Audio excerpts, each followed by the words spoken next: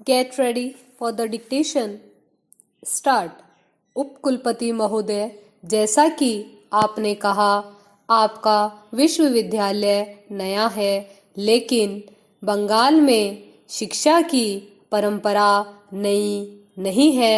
बंगाल हमारे देश के बौद्धिक पुनर्जागरण और राष्ट्रीय जागृति में सबसे आगे रहा है।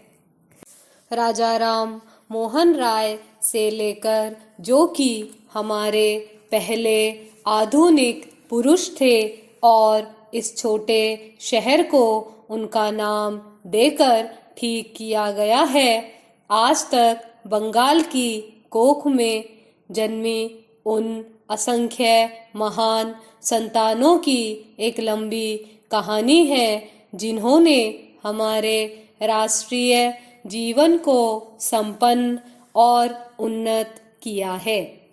आज का दिन केवल एक समारोह का ही नहीं है। आज इन युवा स्नातकों के जीवन ने नया मोड़ लिया है। आज से आप नई जिम्मेदारियां संभालने जा रहे हैं। अभी तक आप दूसरों से कुछ प्राप्त कर रहे थे, आज से दूसरों को आपसे अपेक्षा होगी। विद्यार्थी जीवन एक तैयारी की अवस्था है। समाज का युवा लोगों के प्रति शिक्षा देने का दायित्व है।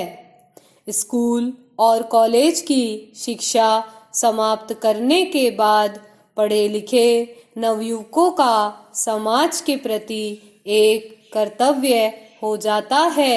यह कर्तव्य है अपने अर्जित ज्ञान और कौशल को समाज की सेवा में लगाना।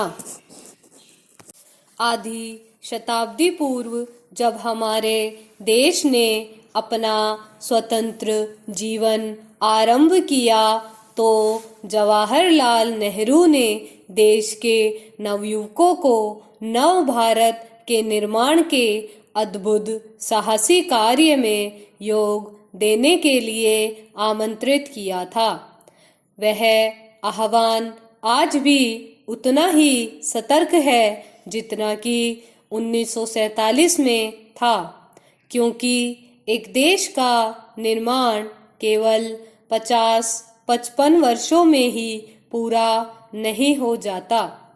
आप जो आज के नवयुवक हैं, चाहे आपको स्वतंत्रता प्राप्ति के लिए काम करने का सौभाग्य प्राप्त नहीं हुआ, लेकिन स्वतंत्रता को मजबूत बनाने के प्रयास में हाथ बटा सकते हैं। अतः आप स्वयं को भी अग्रणी समझे। बहुत सा काम जो आप ही को करना है, पहले कभी नहीं हुआ। भारतवासियों के जीवन में सजीवता लाने से अधिक अद्भुत कार्य और क्या हो सकता है। कभी कभी अखबारों में नवयुवकों में फैले असंतोष, उनकी हड़तालें और अनशनों, सीधी कार्यवाही और झगड़ों की खबरें आती हैं। एक हद तक यह असंतोष युवकों की गतिशीलता का द्योतक है।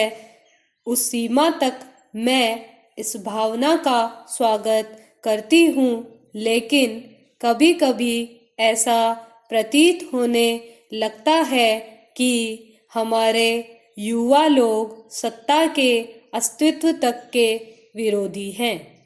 यह विरोध विकास की एक अवस्था है या एक प्रवृत्ति।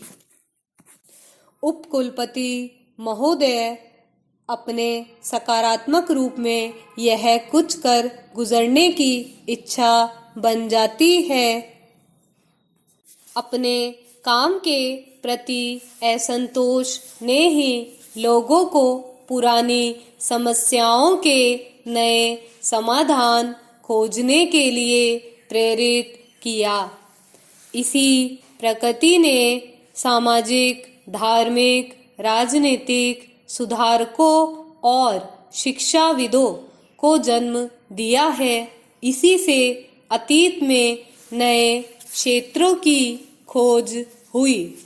आधुनिक समय में पर्वतारोहण और ऐसे दूसरे साहसिक कार्यों में यही प्रवृत्ति मुखर हुई है। संशय और अस्वीकार की इस भावना के कारण विज्ञान, औषध और दूसरे क्षेत्रों में नए नए आविष्कार हुए हैं। इस अपार विश्व में मानव एक क्षुद्र जीव है। उसकी उपलब्धि कल्पना, इच्छा और उद्यम में है। वह स्वयं प्रकृति का विरोध करता है ताकि वह अपनी लघुता पर विजय पा सके। इस तरह से उसने प्रकृति की शक्तियों को अपने वश में करके अपने लाभ के लिए इस्तेमाल किया है। संचार के साधनों के विकास से दुनिया बहुत छोटी हो गई है। इसलिए मनुष्य ने अंतरिक्ष की खोज आरंभ की है। इससे यदि युवाओं में एक नया उभार आया है तो निरंतर होने वाले परिवर्तनों के प्रति अभ्यस्त होने की नई नई समस्याएं भी पैदा हुई है। जनसंपर्क के व्यापक साधनों से ज्ञान प्राप्त करना और किसी भी देश या राष्ट्र से ज्ञान और जानकारी प्राप्त करना सरल हो गया है।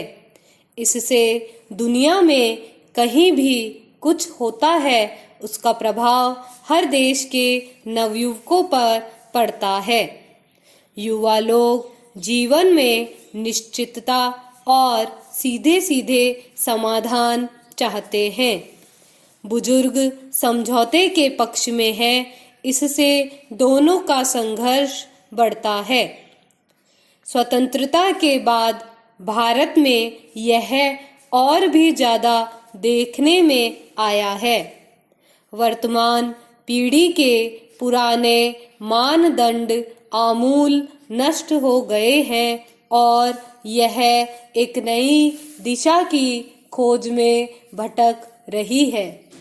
हमें एक प्राचीन संस्कृति विरासत में मिली है जिसने हमें इतने लंबे इतिहास की अवधि में जीवित रखा है और हमें असंख्य दुख और मुसीबतें झेलने के लिए बल प्रदान किया है। इस संस्कृति के बहुत से आदर्श और गुण अनंत महत्व के हैं, लेकिन उन्हें आज का जीवन के लिए सार्थक बनाने के लिए हमें उनको बदलते रहना चाहिए।